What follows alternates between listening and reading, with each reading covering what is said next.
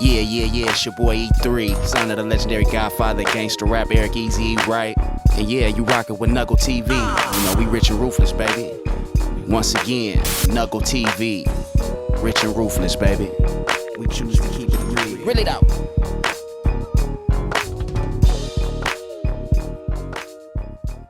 Well, we're back again with another edition of NUGL TV. How you been, E3? Oh, I been. Where you been? Oh man, watching them games. I know. How was your weekend? I went to see the little ones. Other than that, Ain't that a beautiful thing? NFL Sunday. Yeah, everybody was tuned in. And today, you know how it goes. Well, you know my motto, I didn't give a fuck. Hey, sometimes I it wasn't goes looking that at TV. I was looking at the Trump-Ukraine saga. Oh, yes. It's going down. I feel for my future vets out there that want to get down but can't get down. You dig? Really don't. We're going to tear their asses up out there. Today we have a special. What? Oh, you want to put it on? Can you lead I us started into the this trend, today? huh? We'll just keep it original. We have a very important guest, and we're going to let you break that down and let everybody know who you are and why you're here. Who is our important guest? Well, my name is Denise Smith. Denise. Yes, I am the owner and chef at Dirty Girl Edibles. I also have my own catering business. Can we do this? Start this off right. Can we get a round of applause for my homegirl? Why do we do that? Man. Now I'm hungry. I know. I ain't ate this morning. I ain't gonna In lie the to game you. we in, I know. I ain't ate shit. Did you medicate on your way in? I didn't either. I mean, I hit my pen, but I didn't, I said if I do that, I'm going to probably, no, I can't do that. I need some food. This is Dirty Girl. This is some Dirty Girl stuff Yeah, right you here. know. I can imagine. I got see that? forced to eat something by one of our executives here today. Okay, Miss Esther. Forced me to eat some infused caramel Dirty Girl edibles. Yes. And it was very tasty. Thank I you. must say. That's a couch treat. Let's talk about the Dirty Yes. Girl edibles. You see? It's a couch treat. Stretched out. On the phone. Man. Just zoning out on social Cheesing. media. Yeah. Smile straight to the ears. I know. I can tell you this: if you have a very low tolerance level, just a couple bites Yeah. Yeah. will of get course. you like, okay, I feel Of good. course. Huh? I try to educate people when I provide them with some type of edible. Yes. I do have CBD products and THC products. Everything is not always for everyone. Absolutely. So if you have high blood pressure, I might suggest, and you've never indulged in any marijuana products, I might suggest CBD. Yeah. If you're an individual who, like I have a girlfriend, she has a problem sleeping. She does not want to smoke marijuana because she looks at it like it's crack. Yes. But she'll consume a lollipop, and she'll let everyone know. Yeah, that straight I will up. Yeah. Right. Because it helps her with her sleep. Right. So- I remember back in the days, I had a record shop in Compton. Actually, it was dedicated to his dad, EAZY, and I was up and running. And the first edible lollipop that I knew that was going on was Chronic Candy. They had a lollipop, Chronic Candy, apple flavor. Yep, and it was shaped like a blow pop. Oh, yeah. And they was hitting it was wrapped like a blow pop, but had Chronic Candy on it. Right. Hey, they made a killing because of students at USC and UCLA couldn't smoke, going to class, and they could eat a lollipop while their professor was giving instruction. They killed it. That was the first, and then after that, the ingredients and the technology took off, and now we have Dirty Girl Edibles taking over the game. Really don't. Yes. So I try to give people an experience, not like a Rice Krispie treat or fruit. It's not that I can't make those products. Yes. I do. Yeah. But I try to take it to the next level because I am professionally trained as a chef. I try to think outside of the box. Yeah, you have. So, I try to separate myself from others, I might make infused puff pastries. Okay. I did an event where I did churros, and I did churro ice cream sandwiches. Wow. So the churro was in the shape of a circle. Yeah. And then that was the outside, like the cream was in the cookie. inside. And the ice cream was in the hole? inside. Yeah. Yes. Come on. Fire in the Can hole. we go? Yes. So try to take it to the next level. When I do, I just recently did a party for one of the Netflix writers for Claws, Yeah. and then a gentleman that's on Insecure TV show, Right. Gene. I did their birthday party, so I did infused ice cream, Yes. and they had ice cream sundaes and champagne glasses. Have everybody lit. Oh yeah, they had the lollipops. They started off with lollipops. J- Then they went to the ice cream. Then at the end of the party, we provided them with popsicles that had different types of alcohol. But I also provided the food as well. So I just Absolutely. gave them a whole experience. Yes. So I try to provide an experience. Wow. And to leave a good taste in individuals' mouths. What made you get into this? So 3 things. I have a problem sleeping. Okay. Really, really bad. Yeah. My brain doesn't shut off. The other thing is I suffer from mental illness, so I have bipolar disorder. Okay. The next thing is I was in 3 car accidents in 1 year. God is good. Yes. My husband was in the military, so we moved a lot. He's a vet. Yes, he is. Me too. There we go. Oh, yeah. Give it Idle up to the discharge, vets. 12 Bravo combat engineer. Oh. I'm down for We for Warriors. Yes. You hear There me? it is. All right. Yes. Yeah, I get a little bit of that. So, with that, we were in Texas, Yeah. and I was just like, I had tried everything for sleep, lavender, listening to sounds, yeah. just anything you could think Holistic of. to the fullest. Melatonin. Yes. I'm doing everything. Wow. And it just kept getting worse and worse and worse. Originally, I was diagnosed with having panic attacks. Okay. But later on, I find out from a doctor that your family physician cannot diagnose mental illness. So that was the Right. first thing. Okay. So the doctor diagnosed me with panic attacks and never. That was How it. do you come up with that? Right. So when we were in Texas, I decided I need to go somewhere and get some type of treatment. Like there's something else going on with Yes, me. So absolutely. once I found a psychologist, went there, they tested me, Wow. and they said, no, you have bipolar disorder. I'm like, Wow. how did you come up with that? Like, I'm Right. fine. Yes. Because in my head, in the African American community, so long they say parents don't want to acknowledge mental illness. If you tell your parents something is wrong, it's nothing wrong with you, because if you take you to the doctor, they're going to label you. Yeah. Then that's going to follow you around Yeah. everywhere. That's what I was Yeah. taught. Yeah. So just push it under the table. You're Right. fine. Right. But no, I wasn't fine. And I knew that I wasn't fine. The other thing is, at that time when we moved to Texas, I had a baby sister who was studying to be a doctor in clinical psychology. Wow. So she actually noticed that there was something wrong. She has some in-home. Yeah. So, Yeah, but right.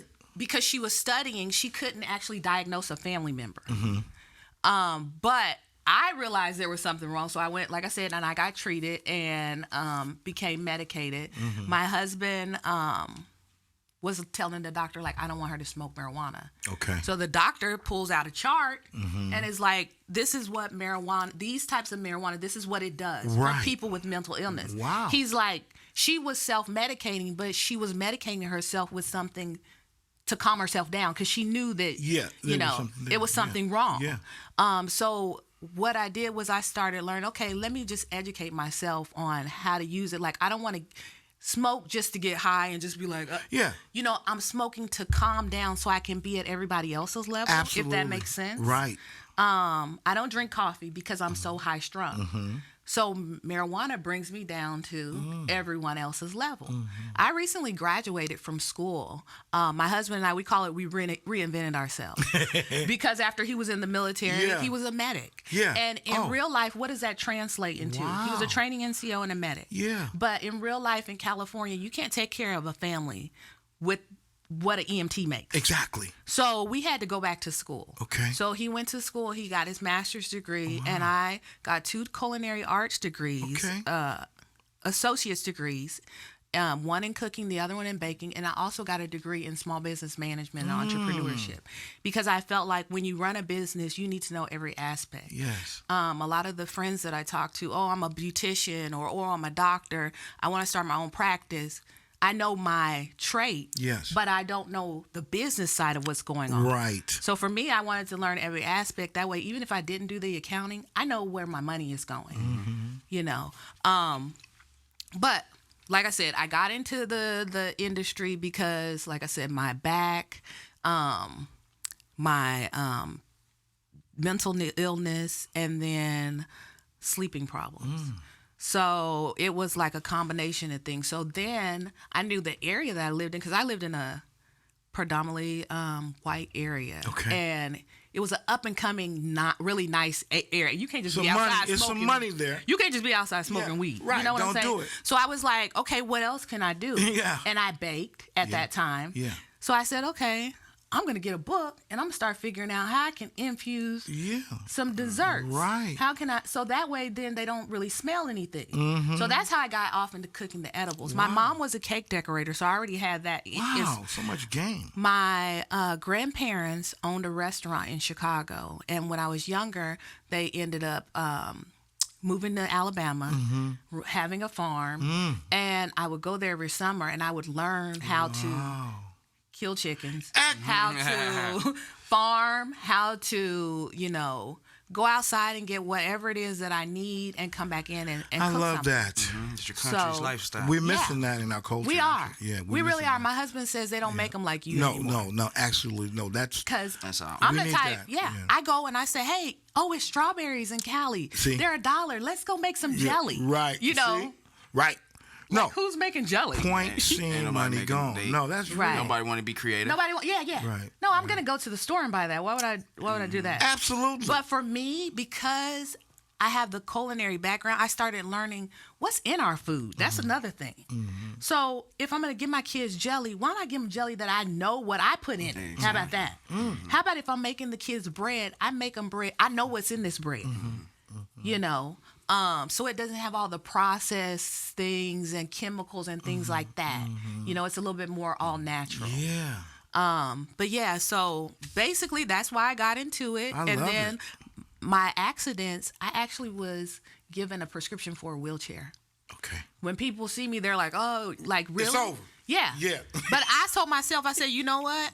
I'm not gonna keep taking all this medicine and I'm not gonna get a wheelchair. Like I was 30 years old. I'm too young for that. Lay down on the game. Right. So that's another reason why I got off into it, because I was like, the medications I was taking, they up your medicine so much, and then they say, oh, we got to switch you to something else. Yeah. So I was like, what can I do to help myself? So this was all about how to help myself, because I know that if you're good, your whole household will run better. So the other thing is, we have children.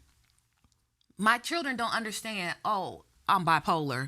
I can't. They don't understand, because life still has to go on. And so some people ask me, how do you push through things like that? I said, because I have a whole family that's dependent on me. Yes. So, so I'm going to go ahead and I'm going to push myself to get out of bed and do what it is I need to do. Absolutely. And push past what's going on in my Right. head. Yes. Because they don't understand. Power. You know, I can't sit there and tell my 3-year-old, oh, well, mama's having, you know, some issues today. You know, I'm really feeling down. Right.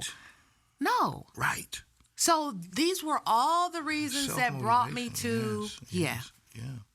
You know, one thing about, you know, I kind of like, we passed this recreational bill. I say we because I got bamboozled into it too. But it has its good sides and its bad sides. It has its bad sides because of the distribution channel of it. Right. But it had its good side because it was able to legalize things for you to start your business. Right. See, before we wasn't even in that part of the game. Right. Nobody wasn't making fudge brownies and edibles and stuff like that. We were looking for the bag, the nickel bag, dime bag. Right. And then when they passed that recreational law, and then President Trump passed the farmers bill, corporate America started buying up millions of acres of land just to grow CBD. Right. The hemp. Exactly. The hemp bill. Exactly. So there, I was actually watching a documentary. I know you was coming in. Just familiarize myself with the CBD and stay abreast of what's going on. They actually did a documentary on the 5 brothers who created the CBD phenomenon when they were like 17, 18, 19, 20. They started off with 100 plants in Northern California. Now they're a multi-billion-dollar publicly traded company. Right. They started off with an acre and a half. Now they own over 600 acres of just marijuana plants. Right. Yeah, and it's legal. And so the downfall for them was that they know how they created it and how they cleansed it and made it pesticide free. Right. He said, you don't know what you're getting now because the bandwagon got jumped on. They're importing stuff from Japan already prepackaged, you know what I mean, for $1 tab, $1 capsule. Package it up, sell it for $5-$6 wholesale. But basically, I like what you're doing, and I commend you. Can I get a commending? Now, I'm curious because I'm marketing and branding. I've been doing this for 20 some odd years. What made you pick Dirty Girls? So, Edibles is in the edibles is part. Just Dirty Girls. Just So for the my marketing. husband and I came up with this name, Okay. and he said, "Dirty Girls represents where you're from." So the Dirty South. Okay. So that's most I of just my need it. influences for Okay. this. Yeah. Yeah. So that's what that's all about. That's where that name comes from. Okay.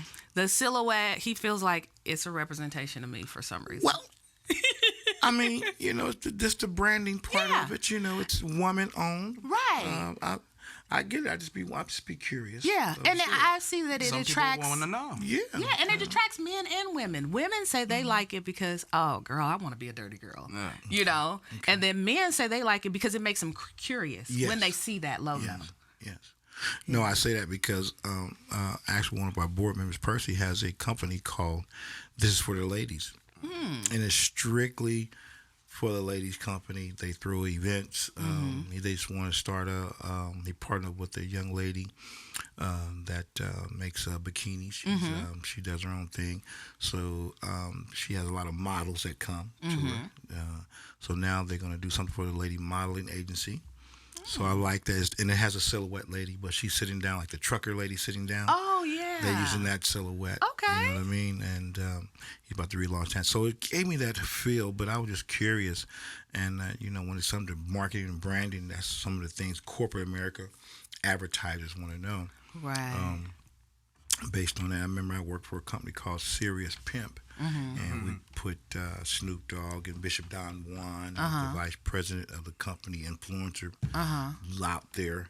And what happened was people don't know that Bishop Don Juan is really know the Bible back and forth, and he was our spiritual advisor on tour bus. Just because you see the persona, Right. it's not what it was when it was injected and around us. He always gave us a prayer before a show and blessed the bus. It was that. So when we did the Serious Pimp thing, the word pimp, because you think the word pimp was really power in my prayer. So that was Okay. so you turn it this way. You're looking at it this way, but you can turn it in front. So you just learn to, that's why I asked you, how'd you come up with that? You can always reverse the mind thought. Right. But I want to commend you on coming together and doing that. I've thought about changing it, but you already branded it. yeah. You already branded Yeah. it. No, you run with what you and brand. the only reason I thought about it was because some of the women that I speak to, like I did an event in Phoenix, and it was a goddess brunch. And some of the people that were on the panel were like Tara Wallace from Love and Hip Hop. There were doctors, there were pastors' wives. But I'm educating them in regards to the marijuana industry. And, I'm explaining to them, this is a new form of medication. It's going to be everywhere in mainstream pretty soon. So let me educate you on the uses of it and, how it benefits you. Right. Okay. Yeah. Well, I want to thank you for coming in. What's the future for Dirty Girls Edibles? So for the future, we have our own apparel line. We're working on a website where we'll have our CBD products. Okay. And then eventually we'll expand to THC products. There it is. I have a few CBD shops in other states that I work with currently. It's growing. Yes. It's growing. It is growing. I want to commend you on that. And you brought us some treats here. Yes, I make... I'm going to be careful on the Dirty Girl lollipop. The lollipops are really light compared to the popcorn. So most people, they'll say, oh, I make things, but they only can make something with butter. Yeah. I make a variety. So I might infuse oil for something. Absolutely. I might infuse butter for something else. I Right. might infuse milk for something else. Yes. So the lollipops aren't made from the same product that the popcorn is made from. I love the it. popcorn is made from butter, so it's going to be stronger. The lollipops aren't as strong. Yes. So what I do is I infuse a grain alcohol. But this is the thing. When you take alcohol and cook it at a certain temperature, it burns off. Right down. So I'm making lollipops. They're at 300 degrees. So when I drop that in there, alcohol actually burns off, and all you get is pure THC. Wow. Love it. So it's like it's a different form. Chemistry, man. Exactly. Yeah. Chemistry. I love it.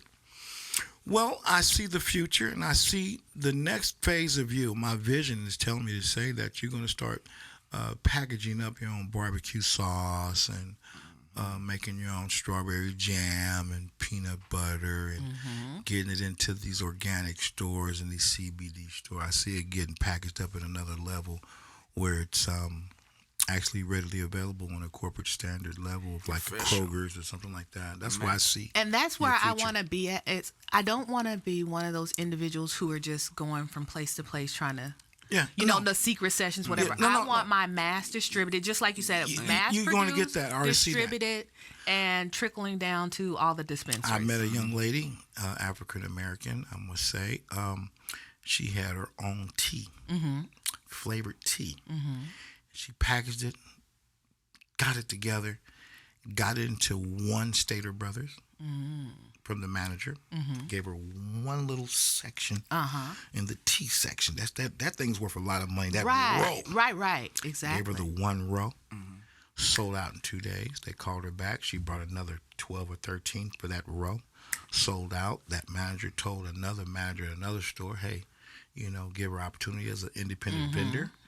Now she's a corporate vendor. Now she's selling cases and cases to distribute it strictly at Stater Brothers. Stater Brothers. You know what I mean? So Yes. just some of the stories that I see, and I see a very positive future. And I want to thank you for coming in. Well, thank you for Parting having Works. Let's give out your social media content So if we you're can looking catch for you. me, you can find me at Dirty Girl Edibles #1 Okay. on social media. Okay.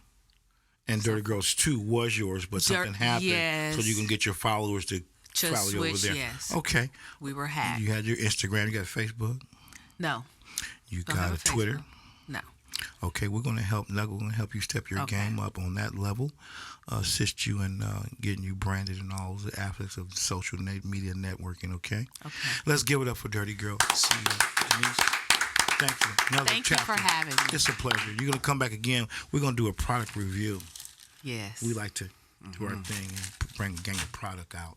Okay. You know, I'm more likely with the flour, but you know, hey, He will. I seen that popcorn. Exactly. We're going to get you in the product review. You would be surprised the men that like popcorn, or I have band members who they love the lollipops because they can just sit there and Go. you know, and they can have it in their mouth. They don't have to worry about holding a blunt or a joint or whatever. It's discreet. Girls love them, Love it. you know. I So wanna yeah. Thank you again. Thank you for having me. Come back. Thank you, Dirty Girl.